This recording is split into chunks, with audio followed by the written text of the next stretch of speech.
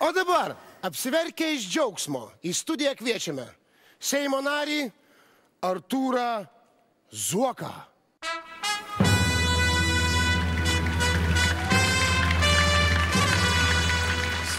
Sveiki. O dar, kraujuodamas iš džiaugsmo į studiją noriu pakviesti Vilniaus merą Artūrą Zuoką. Sveiki, Marija. Sveiki. Kaip reikalai? Būna ir geriau.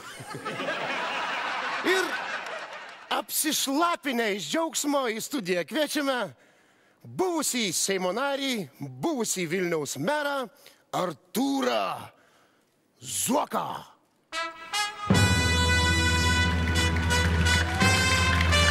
Sveikas, Marijonai. Labas, Artūrai, kaip gyveni? Gerai.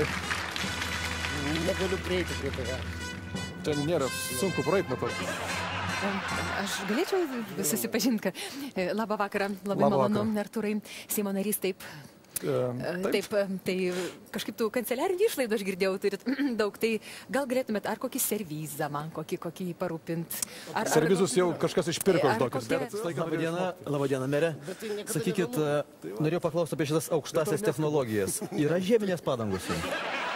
Yra, bet sniegą vis tiek reikia atvalyti. Einam jau sniego valyti. Einam sniego valyti, jo. Ten gal. Seimo narys išėjo, miesto meras išėjo, kalbėsimės su buvusiu Seimo nariu ir buvusiu Vilniaus meru. Einam, Artūrai. Žiūrėk, geras, 3 zuokai.